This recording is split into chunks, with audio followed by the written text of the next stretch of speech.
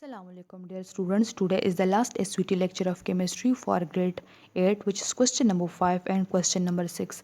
I will divide this video into two parts. This is the part first of your last lecture, which is question number 5. Define valency and valency number. What are monovalent, divalent and trivalent elements? Give three examples of each. Now, what is valency? Look at the definition. The combining capacity of an element is called its valency. The power of an atom to combine with another atom is called its valency. Now, what is meant by valency number? It can be defined as the number of electrons that an atom may lose or gain during a chemical reaction, or the number of electrons shared. The valency number mean that how many electrons an atom may lose or gain during a chemical reaction, or how many electrons are shared by the atoms during a chemical reaction. It's mean that an atom either gain or lose one electron, gain or lose two electron, gain or lose three electron. It show the valency number show the gain or lose of an electron during a chemical reaction. Now look at monovalent elements. What is mean by monovalent elements? Elements having valency 1 are called monovalent elements. Elements who lose or gain one electron are called monovalent elements, and its valency become 1. Like example are sodium Na plus 1. Whenever we have a positive charge, it's mean that an atom loses electron. Whenever we have a negative charge on an atom, it's mean that an atom gain electron. Now the sodium has positive charge, positive 1. It's mean that the sodium loses one electron. Now the potassium has plus 1. It's mean that it loses one electron.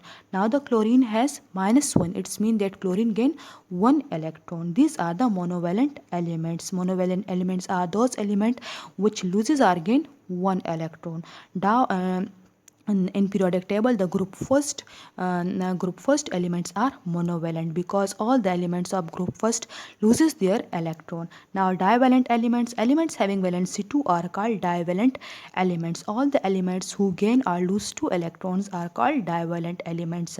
In periodic table, the group 2 elements are called divalent because all the elements of group 2 loses two electrons. Example are calcium plus 2. The valency of calcium is plus 2. It's mean that calcium loses two electron.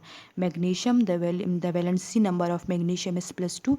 It means that magnesium loses two electron.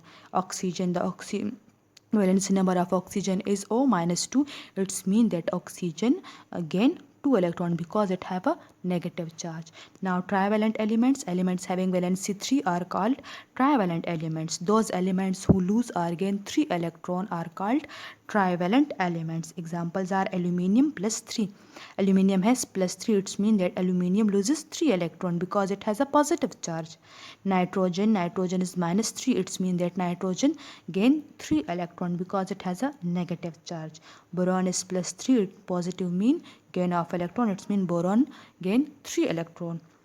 Now look at your question number 6. Differentiate the following: metals and non-metals, atom and molecule, compound and mixture. Now come toward the metals and non-metals. Metals and non-metals. Give heading of metal on left side, and on right side give heading of non-metals. Now what are metals? In our daily life, the gold, silver, copper, these are the metals, and non-metals are the gases like oxygen, chlorine, and the carbon like diamond, and the pens and the knob of a pencil, and sulfur is present in our gunpowder and explosive mean bomb, etc. Okay, these are the these are the use of metals and non-metals, and these are the examples of metals and non-metals in our daily life. Now what are the properties of metals and non-metals? Number first property is they have lust. They have lust mean the metals are shiny, like the gold is the gold up the appearance of gold is shiny. They are not lustrous. It's mean that they have no shiny appearance, like the gas have no appearance. Gas is invisible. That's why they are not lustrous. Number second is they are ductile. Ductile mean we convert metal into wires, like the copper is a metal. We convert copper into wires in our electric circuit. Okay, they are non-ductile mean metals we cannot convert metals into wire. Number third, they are malleable. Malleable mean that we can convert metals into thin sheets like the sheets of your page. Similarly, we can convert metals into a thin sheets. They are malleable, and they are non-malleable. Non-malleable mean that we cannot convert non-metals into sheets. Number fourth, good conductors of heat and electricity. All the metals are good conductor of heat and electricity. The best example is copper, which we use in our electric circuit. It conduct heat and electricity. Poor conductor of heat and electricity, and non-metals do not conduct electricity, or it may be a poor conductor of heat and electricity. They are sonorous. Sonorous mean the thing which produce sound, and they are non-sonorous, the thing which do not produce a sound. When an iron is fall on a floor, it produce a sound.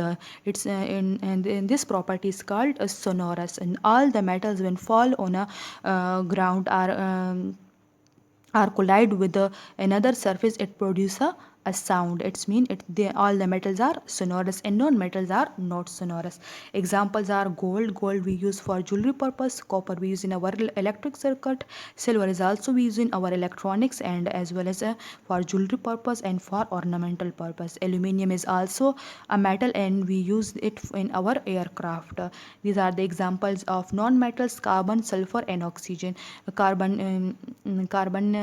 has a three main forms.